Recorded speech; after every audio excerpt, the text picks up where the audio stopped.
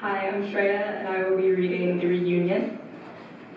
May needed a new computer. It was clunky, loud, and had so many folders she couldn't even see her background. She didn't use her personal computer often, only to upload her science fiction webcomics, and preferred to use the one from work, sleek, modern, and functional. Still, many realized that using your work computer to type up an identity reveal to your millions of comic readers might be a tiny bit unprofessional. A cog in the machine, but corporate overlord, she dreaded becoming the one thing her teenage self swore she'd never go near. Well, more than one thing, being utterly broke. And that's what her job protected her from.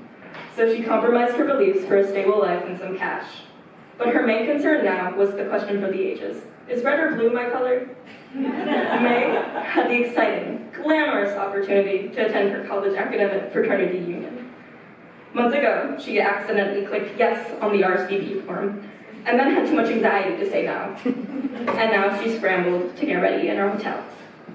Her identity revealing crisis would have to be left for later, as she hastily stored it in a folder named Dad's Birthday 2013, which she hadn't opened since 2012. She looked at her watch, only 20 minutes until the reunion. If she left now, she'd arrive 15 minutes late, which she feared was still too early for cheese plates and Bud Light with her old classmates. When she walked in, she found Gamma Kappa Tau Academic Fraternity Reunion, class of 2015, on the digital marquee, pointing her to the Terrace View ballroom. She walked through slowly, with the phone in hand in case she needed to fake an emergency work call. There were many crises that only a director of operational synergy and logistical thinking can solve. It took her 5 steps to see Scott and Adam. Adam raised a beer, the same invitational greeting he often employed in the crowdy, dingy bars. She found it comical to see him do it now, with fluorescent lighting and a Credit Suisse vest. May, it's been years. How's everything with Inotech? Are they working you into the ground?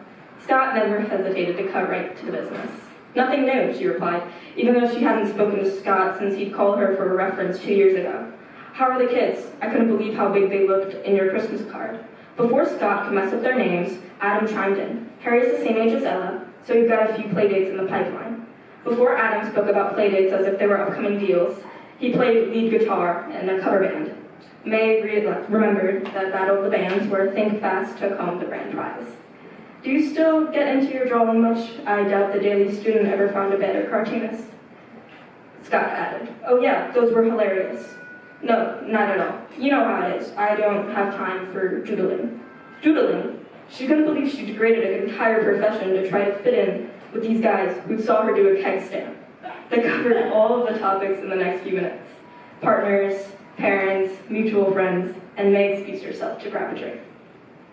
She looked up from, May, how are you? She looked up from her phone and saw a man she didn't immediately recognize, wearing a plaid vest over a button-down, a stark contrast to the bank logo vest. I'm Matt, from the Daily Student. Oh, right. Matt was the only other person involved with both the Daily Student and Gamma Kappa Tau. But Matt worked the student politics beat, so their paths didn't cross outside the organization-wide meetings. Of course, how are you? Matt recovered quickly. All good. I'm writing now for the Financial Times. I have Politico in May. Wow, that's incredible. I didn't know you went into journalism after school. Oh, I didn't, he replied. I started at a consulting firm like everyone else, but I kept writing and trying to publish pieces on the side. Eventually, one attracted interest from the Independent, and I convinced them to let me try full-time. Matt didn't even need a pseudonym to admit he was trying to do something different. Why couldn't she admit to these people how successful she was? Forget organizational psychology in the corner office. Original copies of her work sold on her site for tens of thousands a pop. After downing the signature cocktail, she made her exit to the bathroom. She locked the stall door and pulled out her phone. It was time.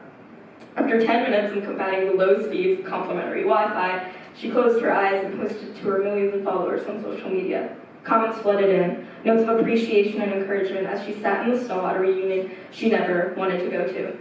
She felt welcomed, like her time had finally started, and she wasn't about to let that go.